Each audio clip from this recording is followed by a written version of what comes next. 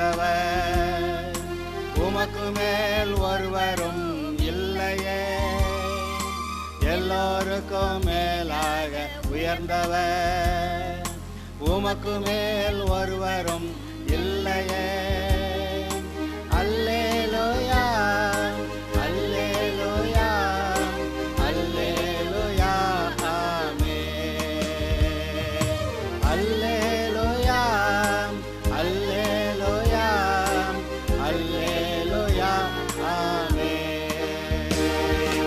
ஒருவரால் சிருஷ்டிக்கப்படாமலே தாமாக என்றென்றும் இருப்பவர், ஒருவரால் சிருஷ்டிக்கப்படாமலே தாமாக என்று.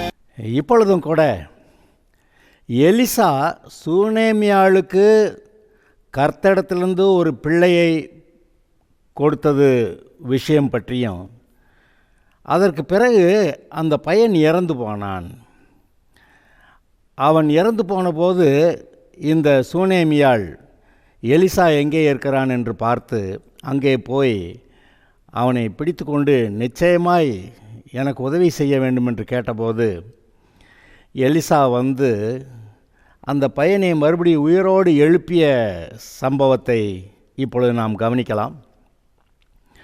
இந்த விஷயத்திலே கூட இன்று நமக்கு தேவையான காரியத்தை கர்த்தர் பேசுவார். ஏற்கனவே முந்தின செய்தியில் இந்த சூனேமியாள் அந்த ஊர் வழியாய் போக்குவரத்துமாக இருந்த இந்த எலிசாவுக்கு இந்த மனுஷன் பரிசுத்தவான் என்று காண்கிறேன் என்று சொல்லி தன் புருஷனிடத்திலே சொல்லி அந்த வீட்டிலே அவருக்கென்று ஒரு சிறிய அறையை ஆயத்தம் பண்ணி அதில் கட்டில், மேஜை, நாற்காலி, குத்துவிளக்கு எல்லாம் வைத்து இப்படியாக அவள் கர்த்தருக்கு ஊழியம் செய்து கொண்டு வந்தாள். ஆனால் அவளுக்கு பிள்ளை இல்லாதிருந்தது.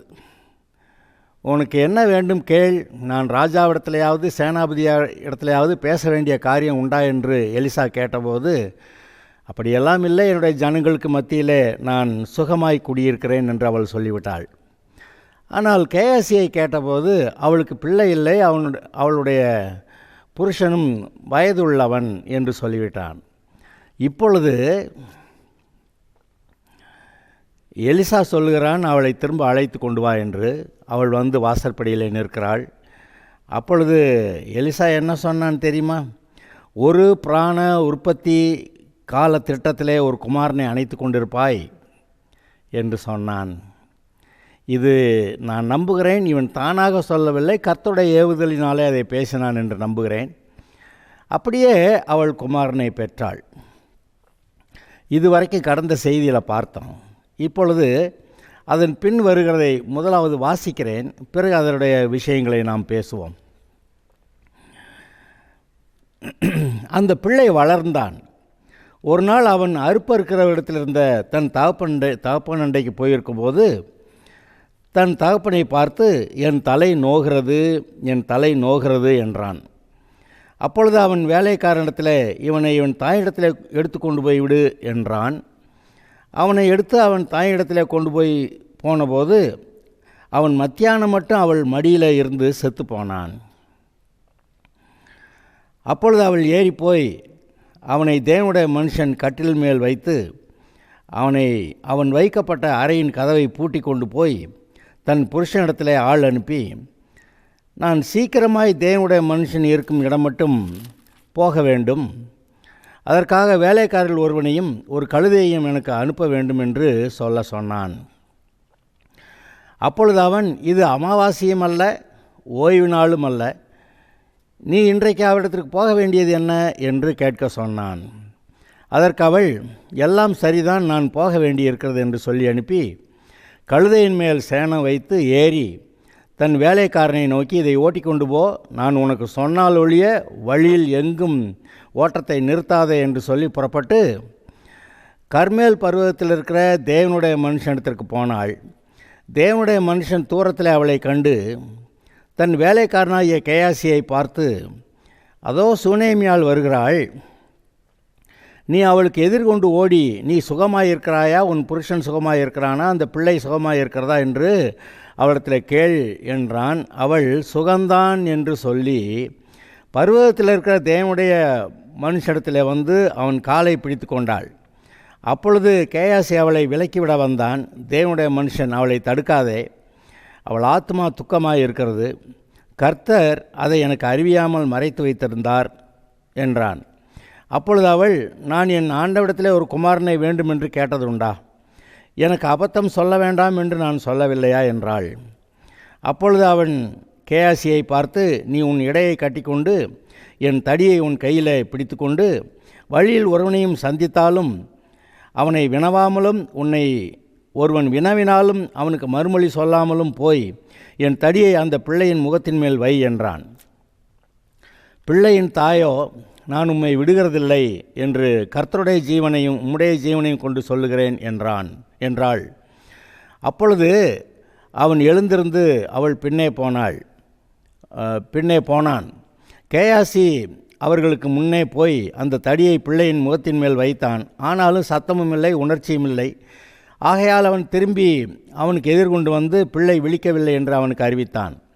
எலிசா வீட்டிற்குள் வந்தபோது இதோ அந்த பிள்ளை அவன் கட்டிலின் மேல் செத்து கிடந்தான். உள்ளே போய் தங்கள் இருவருக்கும் பின்னாக அவன் கதவை பூட்டி கர்த்தரை நோக்கி வேண்டுதல் செய்து கிட்ட போய் தன் வாய் பிள்ளையின் வாயின் மேலும், தன் கண்கள் அவன் கண்களின் மேலும், தன் உள்ளங்கைகள் அவன் உள்ளங்கையின் மேலும் படும்படியாக அவன் மேல் குப்புற படுத்து கொண்டான். அப்பொழுது பிள்ளையின் உடல் அனல் கொண்டது. அவன் எழுந்து அறை வீட்டில் இங்கும் அங்கும் உலாவி திரும்பவும் கிட்ட போய் அவன் மேல் குப்புற படுத்தான். அப்பொழுது அந்த பிள்ளை 7 தரம் தும்மி தன் கண்களை திறந்தான். அப்பொழுது அவன் கேயாசியை கூப்பிட்டு அந்த சூனேமியாளை அழைத்து கொண்டு வா என்றான். அவளை அழைத்து கொண்டு வந்தான். அவள் அவனிடத்தில் வந்தபோது அவன், இதோ உன் குமாரன் எடுத்துக்கொண்டு போ என்றான். அப்பொழுது அவள் உள்ளே போய் அவன் பாதத்தில் விழுந்து தரை மட்டும் பணிந்து தன் குமாரனை எடுத்துக்கொண்டு வெளியே போனாள். இந்த காட்சியை உங்களுடைய மனதிலே கொண்டு வாருங்கள். இந்த சூனேமியாள், என் ஜனங்களின் மத்தியிலே சுகமாய் குடியிருக்கிறேன், எனக்கு ஒன்றும் பெரிதாக தேவையில்லை என்றுதான் கேயாசி இடத்திலே சொன்னாள், எலிசாவிடத்திலே சொன்னாள். ஆனால் எலிசாவே கேயாசியை விசாரித்து இவளுக்கு பிள்ளை இல்லை என்று தெரிந்து பிறகு அவளை வரச் சொல்லி ஒரு உற்பத்தி கால திட்டத்திலே ஒரு குமாரனை அணைத்து கொண்டிருப்பாய் என்று சொன்னான். அவளோ ஏது தேவனுடைய மனுஷன் அபத்தம் சொல்ல வேண்டாம் என்று சொன்னாள். இதெல்லாம் ரெக்கார்டில் இருக்குது. பின்னாடி இதே அவள் திரும்ப சொல்கிறான். சரி, பிள்ளை வளர்ந்தது. பிள்ளை தகப்பனோடு வயலிலே அறுப்பறுக்கிறவரிடத்தில் போய் இருக்கக்கூடிய அளவுக்கு பிள்ளை பெரியவனாகிவிட்டான். அங்கே அறுப்பறுக்கிற சமயத்தில் தலை நோகிறது என்று சொன்னானாம். அப்பொழுது அந்த தகப்பன் வேலையால் ஒருத்தனை அழைத்து இவனை கொண்டு போய் இவனை தாயிடத்தை விட்டு வா என்று சொல்லபோது அவனும் கொண்டு வந்து விட்டான். ஆனால் அந்த பிள்ளை இவளுடைய மடியிலே மத்தியானம் வரைக்கும் இருந்து செத்து போனான். சரி, எலிசா சொன்ன வார்த்தையினாலே அங்கே இவளுக்கு பிள்ளை உண்டாயிருந்தது. இப்பொழுது அந்த பிள்ளை செத்து போனது என்றால், ஒன்று தேவனுடைய சித்தத்தின்படி இது நடக்கலை, பிள்ளை செத்தது தேவனுடைய சித்தம் அல்ல. நான் பிள்ளை வேணும்னு கேட்டேனா? கேட்கலை. ஆனால் கர்த்தரே எனக்கு கொடுத்துருக்கிறாரு. அப்படி இருக்கும்போது இந்த பிள்ளை எடுத்துக்கொள்ளப்படுகிறதை நான் அனுமதிக்க மாட்டேன் என்று அவள் உறுதியாய் தன்னுடைய இருதயத்திலே தீர்மானித்து, இந்த இதெல்லாம் கவனிங்க, உறுதியாய் தன்னுடைய இருதயத்திலே தீர்மானித்து அங்கே தன் புருஷனிடத்திற்கு ஆள் அனுப்புகிறாள். இப்பொழுது நான் தேவனுடைய மனுஷனிடத்திலே போய் வர வேண்டும், ஒரு கழுதையையும் வேலைக்காரன் ஒருவனையும் என்னோட அனுப்ப வேண்டும் என்று அவள் சொல்லி அனுப்புகிறாள். அவனோ இந்த விவரமெல்லாம் தெரியாது. இது அமாவாசையும் அல்ல, ஓய்வு நாளும் அல்ல. நீ ஏன் தேவனுடைய மனுஷத்திற்கு போக வேண்டும் என்று கேட்க, அதெல்லாம் சரிதான், நான் போக வேண்டும். பாருங்க தடைகள் எப்படி வருது. அப்பொழுது அவள் போக வேண்டும் என்று தீர்மானிக்கிறாள். அவனும் அதே போல் வேலைக்காரனையும் அங்கே ஒரு கழுதையும் அங்கே அனுப்புகிறான். அவர்கள் போகும்போது என்ன சொல்லுகிறாள் அவள்? நீ ஓட்டிக்கொண்டு போ, நான் சொன்னால் ஒழிய வழியில் எங்கும் ஓட்டத்தை நிறுத்தாதே. அதாவது தீவிரமாய் செய்ய வேண்டிய காரியம், அதில் ஓட்டத்தை நிறுத்தாதே என்று. அங்கே ஏதோ ஒரு விதத்தில் அங்கே எலிசா அங்கே நின்று சூனேமியாள் வருகிறாள் என்பதையும் கண்டுபிடித்து விட்டான். ஆனால் அவள் இவ்வளவு துக்கமாக இருக்கிறாள், பிள்ளையை செத்து போயிற்று என்று தெரியாது. அவன் வேலைக்காரனை பார்த்து, நீ போய் சூனேமியாளை விசாரித்து நீ நன்றாக இருக்கிறாயா, புருஷன் நன்றாக இருக்கிறானா, அந்த பிள்ளை நன்றாக இருக்கிறதா என்று கேட்க சொல்லுகிறான். எல்லாம் சுகந்தான் என்று சொல்லி அவள் வந்து இந்த கர்த்தருடைய மனுஷனை கால்களை பிடித்து கொண்டாள் என்று அங்கே நீங்கள் பார்க்கிறீர்கள். அவன் காலை பிடித்து கொண்டாள். அதாவது அது மட்டும் இல்லை, நான் என் ஆண்டவனிடத்திலே ஒரு குமாரனை வேண்டுமென்று கேட்டதுண்டா, எனக்கு அபத்தம் சொல்ல வேண்டாம் என்று நான் சொல்லவில்லையா என்றாள். பிள்ளை இறந்து போயிற்று என்பதை இப்படி தான் சொல்லுகிறாள். அப்பொழுது இது கர்த்தருடைய சித்தம், பிள்ளை உயிரோடு இருக்கிறது. இவன் எலிசா கிளம்பி போகணுன்னா அது ஒரு வேளை அவனுக்கு எந்த கடினமாக இருந்ததுன்னு எனக்கு தெரியாது. ஆனால் கேயாசி அழைத்து, என் தடியை உன் கையில் பிடித்து கொண்டு, ஏதாவது ஒரு குச்சியை பிடிச்சிட்டு போகணும்ல, என்னுடைய தடியை கையில் பிடித்து கொண்டு வழியில் ஒருவனை சந்தித்தாலும் அவனை வினவாமலும் உன்னை ஒருவன் வினாவினாலும் அவனுக்கு மறுமொழி சொல்லாமலும் போய் என் தடியை அந்த பிள்ளையின் முகத்தின் மேல் வை என்றான். அதுவும் இது கொஞ்சம் சீக்கிரமாய் செய்ய வேண்டிய ஒரு காரியம். அவன் எழுந்து போய் அங்கே பிள்ளையோடைய முகத்தில் தடியை வச்சான், ஒன்றும் நடக்கலை. அவன் திரும்பி வருகிறான். திரும்பி வந்து வழியிலே எலிசாவை சந்தித்து, நான் தடியை பிள்ளையின் முகத்தின் மேல் வைத்தேன், ஆனாலும் சத்தமும் இல்லை உணர்ச்சியும் இல்லை, ஆகையால் அவன் திரும்பி வந்தான் என்று நாம் பார்க்கிறோம். எலிசா வந்தபோது எலிசா வழக்கமாய் படுத்து தூங்குகிற அந்த கட்டிலில் இந்த பிள்ளை செத்து கிடந்தான். இது வரைக்கும் எல்லாம் நார்மலாக தெரியுது. என்ன நார்மல்? பிள்ளை செத்து போச்சு, சரி, பிள்ளை கர்த்தரால் கொடுக்கப்பட்டது, அந்த பிள்ளை மரிக்கிறது கர்த்தருக்கு சித்தமாக இருக்காது, நம்பர் 1. 2வது, இவள் வந்து கர்த்தரிடத்தில் எப்பொழுதும் சமாதானமாக இருந்து கர்த்தருடைய மனுஷன் வரும்போது அவனுக்கு ஊழியம் செய்து கொண்டு வந்தவள். ஒரு உத்தம இருதயம் உள்ள பெண் என்று நீங்கள் காணலாம். அவளுக்கு ஏதோ இது வேண்டும் அது வேண்டும் என்று, எனக்கு பிள்ளை இல்லை, பிள்ளை வேண்டும், எனக்காக ஜெபம் பண்ணுங்க, அப்படியெல்லாம் கூட கேட்கலை. இங்கே எலிசாவாக பார்த்து ஒரு உற்பத்தி கால திட்டத்தில் ஒரு குமாரனை அணைத்து கொண்டிருப்பாய் என்று சொல்லும்போது, ஏது கர்த்தருடைய மனுஷன் அபத்தம் சொல்ல வேண்டாம், அதாவது தவறாக என்னமும் சொல்லாதீங்க அப்படின்னு அவள் சொல்லுகிறாள். ஆனாலும் சொன்னபடி நடந்தது. குமாரன் பிறந்தான். ஆனால் இப்பொழுதோ பிள்ளை நான். அவள் தீர்மானித்திருப்பாள், இது கர்த்தருடைய செயல் அல்ல, இது பிள்ளை செத்தது கர்த்தருடைய சித்தம் அல்ல, ஆதலால் நான் மறுபடியும் போய் தேவனுடைய மனுஷனை பார்க்க வேண்டும் என்று புருஷனிடத்திலே சொல்லி வேலைக்காரனி கழுதையும் அனுப்ப சொன்னாள். வழியில் எங்கேயும் நிற்காமல் ஓட்டுன்னு சொன்னான். அங்கே போய் அவனை காலை பிடித்து கொண்டாள். அவன் கேயாசிட்ட சொல்லி என் தடி எடுத்துகிட்டு போய் பிள்ளையோட முகத்தில் வை அப்படின்னு அவன் சொல்கிறான். பிள்ளையின் தாயோ, நான் உம்மை விடுகிறதில்லை என்று கர்த்தரின் ஜீவனையும் உம்முடைய ஜீவனையும் கொண்டு சொல்லுகிறேன் என்றாள். இந்த வார்த்தையின்படி நீங்கள் எங்கேயாவது வேறு எங்கேயாவது வாசிச்சிருக்கீங்களா, கேட்டிருக்கீங்களா? 2 ராஜாக்கள் 2வது அதிகாரத்தில் எலியாவும் எலிசாவும் கில்கால்லேருந்து பெத்தேலுக்கு போகிற போது நீ இங்கே கில்காலில் இருன்னு சொல்கிறான். ஆனால் எலிசா என்ன பதில் சொன்னான் பார்த்தீங்களா? எலியா எலிசாவை நோக்கி, நீ இங்கே இரு, கர்த்தர் என்னை பெத்தேல் மட்டும் போக அனுப்புகிறார் என்றான். அதற்கு எலிசா, நான் உம்மை விடுகிறதில்லை என்று கர்த்தரின் ஜீவனையும் உம்முடைய ஜீவனையும் கொண்டு சொல்லுகிறேன் என்றான். இந்த எலிசா கூட இதே வார்த்தைகளை சொல்லி இருந்திருக்கிறான் அந்த 2 மடங்கு அபிஷேகத்தை பெற்றுக்கொள்வதற்கு. அதாவது ஒரு விடாப்பிடியாக எலிசா எலியாவை பின்பற்றிய அந்த நாளிலே இவன் எப்படி மன உறுதியோடு கூட இருந்தானோ, அதே போல் இந்த ஸ்திரீயானவள் இப்பொழுது நீர் வந்து பிள்ளையை உயிராக்கினால் ஒழிய நான் உம்மை விடுகிறதில்லை என்று சொல்லி உம்முடைய ஜீவனையும் கர்த்தரின் ஜீவனையும் உம்முடைய ஜீவனையும் கொண்டு சொல்லுகிறேன் என்றாள்.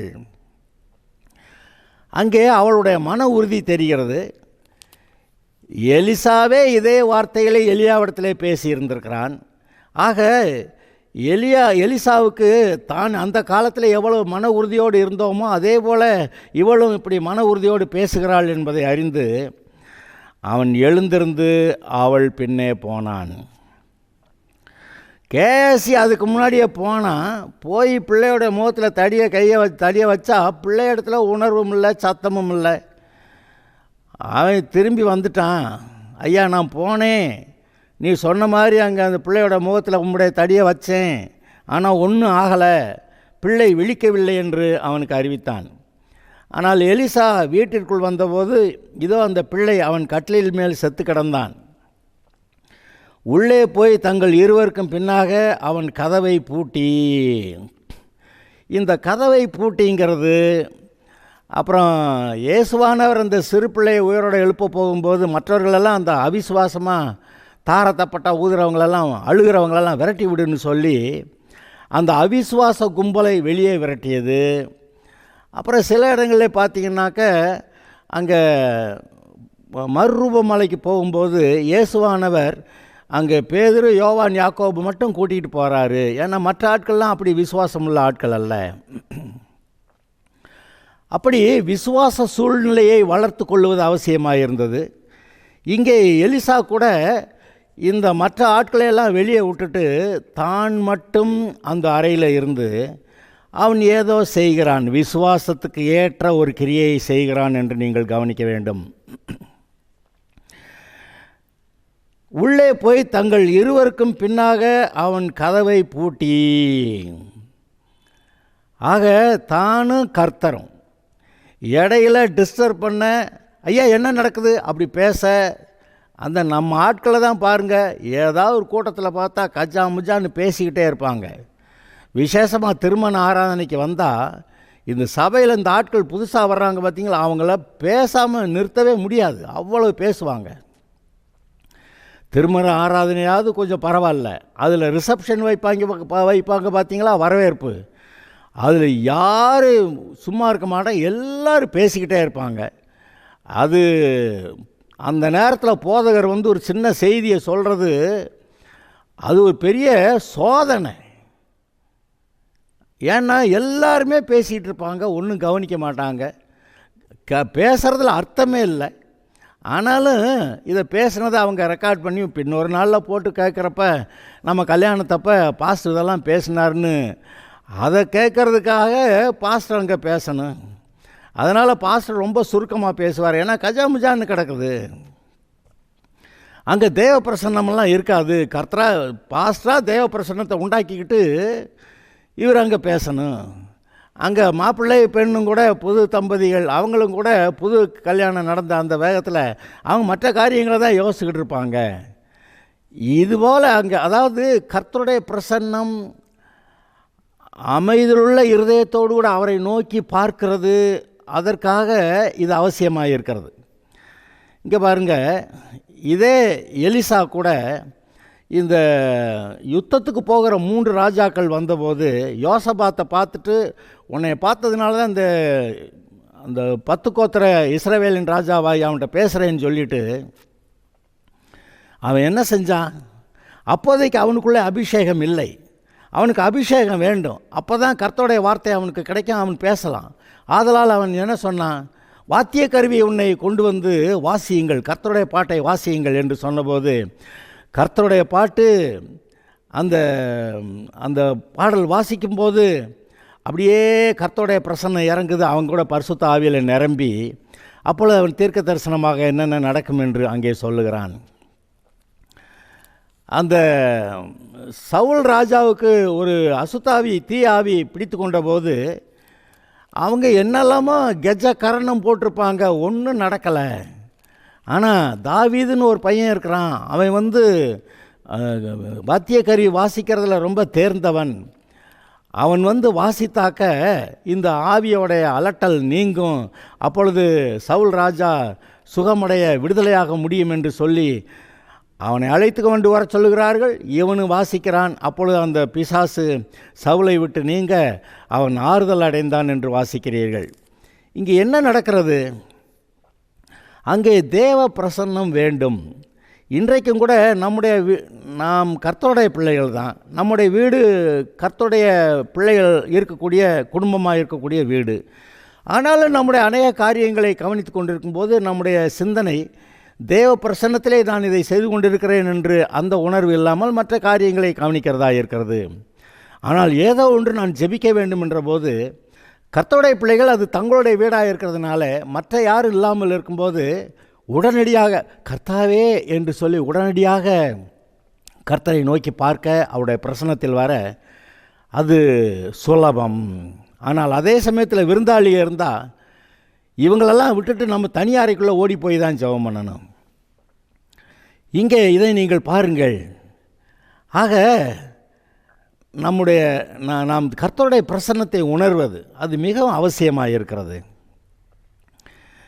இயேசுவே அந்த தாரை தப்பட்டை ஊதுகிறவர்கள், இந்த பிள்ளை மரித்து போயிட்டு என்று அழுகிறவர்கள், அவர்களெல்லாம் வெளியே அனுப்பிவிட்டு தான் அவர் அங்கே அந்த பிள்ளையை போய் எழுப்பி விட போகிறாரு. ஆதலால் இன்று நம்முடைய நிலைமையை கவனியுங்கள். நீங்கள் பொதுவாக வீடுகளில் இருக்கும்போது ஜெபம் பைபிள் வாசிப்பு ஒரு அளவுக்கு இருக்கிறது. ஆனால் ஆலயத்துக்குள்ளே வரும்போது இது கர்த்தருடைய பிரசன்னம் இருக்கக்கூடிய இடம், இதற்கென்று தெரிந்து கொள்ளப்பட்ட இடம். இதில் இங்கே வந்து யார் கசமுசான்னு எதுவும் பேச முடியாது. பேசுனா பக்கத்தில் இருக்கிறவங்களை இவங்க கெடுக்கிறாங்கன்னு அர்த்தம். ஆகையால் நீங்கள் நன்றாய் கவனியுங்கள். நம்முடைய மனம் கர்த்தருடைய பிரசன்னத்தில் வர வேண்டும். ஆனால் சுற்றி நடக்கக்கூடிய இந்த காரியங்கள் இங்கே பாருங்கள், எங்கே பார்த்தாலும் சினிமா பாட்டு இறைச்சல், இந்த மாதிரி சூழ்நிலையில் ஒரு மனுஷன் கர்த்தரோட கூட சம்பாஷணை பண்ணுவதற்கு அது உகந்த இடமாக இல்லை, உகந்த நேரமாக இல்லை. ஆதலால் தான் ஒவ்வொரு விசுவாசியும் தன்னுடைய வீடுகளில் கர்த்தருக்கென்று ஒரு நேரம் ஒதுக்கி கர்த்தருக்கென்று இவன் குறித்து கொண்ட ஒரு இடத்துல போய் கர்த்தாவேன்னு பார்த்தா உடனே கர்த்தருடைய பிரசன்னம் இறங்குகிறது. ஆதலால் தான் இது கர்த்தருக்கென்று பிரித்தெடுக்கப்பட்ட இடம். சில ஆட்கள் ஜெப அறை என்று வைத்திருப்பார்கள். சில ஆட்களுக்கு தனியாக ரூமெல்லாம் இருக்காது. அவங்க ஒரு மூலையில் போய் உட்கார்ந்து ப்ரேயர் கார்னர் என்று சொல்வார்கள். அப்படி இருந்து அவர்கள் ஜெயிப்பார்கள். ஆக கர்த்தருடைய பிரசன்னம் வேண்டும். சும்மா ஏதோ சில வார்த்தைகளை ஜபமாக பேசிட்டு போகிறதுல அர்த்தம் இல்லை. இங்கே என்ன செஞ்சான்னு பாருங்கள். பிள்ளை அவன் கட்டிலின் மேல் செத்து கிடந்தான். அவன் உள்ளே போய் தங்கள் இருவருக்கும் பின்னாக அவன் கதவை பூட்டி கர்த்தரை நோக்கி வேண்டுதல் செய்கிறான். கிட்டே போய் தன் வாய் பிள்ளையின் வாயின் மேலும் தன் கண்கள் அவன் கண்களின் மேலும் தன் உள்ளங்கைகள் அவன் உள்ளங்கையின் மேலும் படும்படியாக அவன் மேல் குப்புறப்படுத்து கொண்டான். அப்பொழுது பிள்ளையின் உடல் அனல் கொண்டது. இயேசுவாக இருந்தால் மரித்த அந்த பையன் பாடையில் எடுத்துக்கொண்டு போகப்படும்போது தாயை பார்த்து அழாதேன்னு சொல்லிட்டு அங்கே வாலிபனே எழுந்துருன்றாரு. எழுந்திரிச்சிட்டான். அவருக்கு இருந்த விசுவாச அளவு வேறு. இங்கே மற்றவர்களுக்கு இருக்கக்கூடிய எலிசா அவர்கள் நல்ல வல்லமை நிறைந்த தீர்க்கதரிசிகளாக இருந்தாலும் அவர்கள் இருக்கக்கூடிய அந்த அளவு வேறு. இவன் பாருங்க, உள்ளே போய் கதவை பூட்டி கொண்டு இவன் ஏதோ செய்கிறான். இந்த செயல் எலிசாவுக்குள்ளே விசுவாசத்தை வளர்க்கிற ஒன்றாக இருக்கிறது. அப்பொழுது பிள்ளையின் உடல் அனல் கொண்டது. ஆனால் இன்னும் உயிர் வரலை. அவன் எழுந்து அறை வீட்டில் இங்கும் அங்கும் உலாவி, அது எப்படி உயிர் வராமல் இருக்க முடியும்? கர்த்தருடைய நாமத்தினால் இவனுக்கு உயிர் வர வேண்டும்.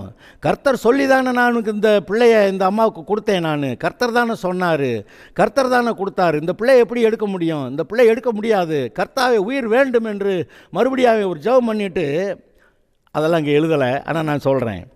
அறை வீட்டில் இங்கும் அங்கும் உலாவி திரும்ப கிட்ட போய் அவன் மேல் குப்புறப்படுத்தான். அப்பொழுது அந்த பிள்ளை 7 தரம் தும்மி தன் கண்களை திறந்தான். ஏங்க இதை நன்றாக கவனிங்க. விசுவாசத்தை இப்போது எலிசா தனக்குள்ளே வளர்த்து கொண்டான். வளர்த்து கொண்டு திரும்பவும் போய் அங்கே அந்த பிள்ளையின் மேல் படுத்து கொள்ளுகிறான். அப்பொழுது அந்த சரீரம் ஏற்கனவே அனல் கொண்டிருந்தது. இப்பொழுது தும்மி 7 தரம் தும்மி அவன் தன் கண்களை திறந்தான். இது ஆச்சரியமா இல்லையா? இப்பொழுதும் நான் இன்னும் ஒரு காட்சியை உங்களுக்கு சொல்லுகிறேன். இது நம்முடைய விசுவாச காரியம். தேவனால் பிறந்ததும் உலகத்தை ஜெயிக்கும். நம்முடைய விசுவாசமே உலகத்தை ஜெயிக்கிற ஜெயம். இந்த விசுவாசம், அந்த விசுவாசத்தில் கொஞ்சம் குறைவாக இருக்கும்போது ஒரு காரியமும் நடக்கவில்லை. இப்பொழுது பாருங்கள், இஸ்ரவேலர் வருகிறார்கள், தண்ணீர் இல்லை. கண்ட இடத்துல தண்ணீர் மாறா கசப்பாக இருக்கிறது. அதை ஒருவர் குடிக்க முடியாது இருந்தது. எல்லாரும் முறையிட்டார்கள். அப்பொழுது என்ன நடந்தது கவனியுங்கள். ஒரு மரத்தை வெட்டி மோசே அந்த தண்ணீரின் மேல் போட்டான். அப்பொழுது அந்த தண்ணீர் மதுரமாயிற்று. ஆக இவனும் கூட ஏதோ ஒரு செயல் செய்ய வேண்டியிருக்கு. கர்த்தர் சொன்ன வார்த்தையை கேட்டு அதன்படி செய்யும்போது இவனுக்கும் விசுவாசம் வளர்ந்து பூரணமாகிறது. இங்கே பாருங்க, மோசே அங்கே எகிப்துக்கு அனுப்பப்படும் போது கர்த்தர் சொல்கிறார், இந்த உன் கையில் இருக்க இந்த கோலையும் பிடிச்சு கொண்டு போ. இது அது வரைக்கும் அவன் ஆடு மேய்க்கிற கோல். ஆனால் கர்த்தர் சொன்ன பிறகு இது கர்த்தருடைய கோல். அந்த கோலை போட்டால் அங்கே சர்ப்பம் வரும். அந்த கோல்னால் தண்ணீரை தொட்டால் தண்ணீர் ரத்தமாகும். இப்படியெல்லாம் அது கர்த்தருடைய கோல். அப்போ கர்த்தர் தன்னிடத்தில் ஒரு பெரிய ஒரு ஆயுதத்தை கொடுத்திருக்கிறார். தேவ வல்லமை இதிலிருந்து வெளிப்படும்படியாக கர்த்தர் செய்திருக்கிறார் என்று மோசேக்கு ஒரு தைரியம், ஒரு விசுவாசம் வளரத்தக்கதாக. இன்றைக்கும் கூட சில சமயங்களிலே வீடு பிரதிஷ்டை பண்ணும்போது விசுவாசத்தினாலே இயேசுவின் ரத்தத்தை வீடெங்கும் எல்லையெங்கும் தெளிக்கிறேன் என்று சொன்னால் அது அப்படி ஆகிறது. ஆகிலும் கூட சில சமயங்களிலே போதகர் என்ன பண்ணுவார், ஒரு பாட்டிலில் தண்ணி கொடுங்க, டம்ளரில் தண்ணி கொடுங்கன்னு சொல்லிட்டு அதை கர்த்தருடைய சமூகத்தில் வைத்து ஜெபம் பண்ணிவிட்டு இதை உங்களுடைய வீடு எங்கின் எல்லை எங்களும் தெளியுங்கள் என்று சொல்லுவார். அப்பொழுது இவருக்கு மட்டும் இல்லை, அந்த வீட்டாருக்கும் கூட தண்ணியெல்லாம் தெளிச்சாச்சு, இயேசுவின் ரத்தம் அங்கே தெளிக்கப்பட்டிருக்கிறது, இந்த வீடு பிரதிஷ்டை பண்ணப்பட்டிருக்கிறது, இது கர்த்தருக்கு பரிசுத்தம் என்ற உணர்வு அவர்களுக்கும் உண்டாகும். பார்த்தீங்களா? ஆக இந்த செயல்கள் மிகவும் முக்கியமாக இருக்கிறது. விசுவாசத்தை எலிசா வளர்த்து கொண்டான். இந்த பிள்ளையை உயிரோடு எழுப்பினான். அப்பொழுது அவன் கேயாசியை கூப்பிட்டு அந்த சூனேமியாளை அழைத்து கொண்டு வா என்றான். அவளை அழைத்து கொண்டு வந்தான். அவள் அவனிடத்தில் வந்தபோது, உன் குமாரனை எடுத்துக்கொண்டு போ. சரீரம் டெட் பாடி இல்லை, உன் குமாரனை எடுத்துக்கொண்டு போ என்றான். அப்பொழுது அவள் உள்ளே போய் அவன் பாதத்திலே விழுந்து தரை மட்டும் பணிந்து தன் குமாரனை எடுத்துக்கொண்டு வெளியே போனாள். அப்போதைக்கு அவன் கர்த்தருடைய மனுஷன்தான். ஆனாலும் கர்த்தருடைய பாதத்தை பிடித்து கொண்டது போலவே அவள் நினைத்து அவனுடைய பாதத்தை பிடித்து கொண்டு பிறகு அவள் போய் தன்னுடைய குமாரனை எடுத்துக்கொண்டு போனாள் என்று நீங்கள் பார்க்கிறீர்கள். அருமையானவர்களே, இதில் விசுவாச பாடம் ஒன்று இருக்கிறது. கேட்காத பிள்ளையை கர்த்தர் கொடுத்தாரு, அப்புறம் எப்படி பிள்ளை சாகலாம்? அது சாக முடியாது, சாக விட முடியாது என்று இவள் தீர்மானித்தாள். ஒரு வேலைக்காரனையும் கழுதையும் கொடுன்னா நிற்காமல் ஓட்டுன்னா அவனும் கூட அங்கே வழியில் யாரும் கேட்டாலும் பதில் சொல்லாமல் நீ அந்த தடியை கொண்டு போய் பிள்ளை முகத்தில் வையின்றான். அதெல்லாம் நடக்கலை. அவளுக்கு தீர்மானிச்சிட்டான், நீ வந்தே ஆகணும், நீர் வரலைன்னா ஒன்றும் நடக்காது. அவளோட இருதயத்தில் நீர் வரலைன்னா ஒன்றும் நடக்காது. அதனால் இவனும் போகிறான். அங்கே போய் அந்த பிள்ளை இருக்கிற நிலைமையை பார்த்து அனல் இல்லாமல் குளிர்ந்து போய் கிடக்குது. அப்போ அவன் போய் படுத்துக்கொண்டான். அனல் உண்டாகட்டும் என்று அவன் சொல்லிகிட்டே படுத்திருந்திருப்பான்னு நினைக்கிறேன். ரெண்டாவது எடுத்து நடந்து இயேசுவின் நாமத்தினாலே அதாவது கர்த்தர் இஸ்ரவேலின் தேவனாகிய கர்த்தருடைய நாமத்தினாலே பிள்ளை பிழைக்கட்டும் என்று சொல்லிட்டு போய் படுத்திருப்பான். பிள்ளை தும்மி அவன் கண்களை திறந்தான். இதை வாசிக்கும்போது கதையாக வாசிக்கக்கூடாது. இது ஒவ்வொரு இடத்துல இருக்கக்கூடிய அந்த காரியங்கள், அந்த விசுவாச காரியத்தை நீங்கள் நினைத்து பார்த்தால் நீங்களும் அதுபோல செயல்படுவீர்கள். உங்களுடைய விசுவாசத்தை வளர்த்து கொள்ள, விசுவாசத்தோட பேச, செயல்பட உங்களால் முடியும். நீங்கள் கர்த்தருடைய ஒரு கருவியாக இருக்கிறீர்கள். கர்த்தர் பயன்படுத்துகிற ஒரு பாத்திரமாக இருக்கிறீர்கள். ஆதலால் கர்த்தருடைய சமூகத்தில் நிற்கிறதை உணர்ந்து, நானே ஏதோ செய்யலை, இல்லை வழக்கத்தின்படி அல்ல, கர்த்தர் என்னோடு கூட இருக்கிறார், நடத்துகிறார் என்று கர்த்தருடைய வார்த்தையை பேசுங்கள், நடைபெறும். ஆம், உங்களுடைய வாழ்க்கையிலே கர்த்தர் மகிமைப்படுவார். Okay, God bless you.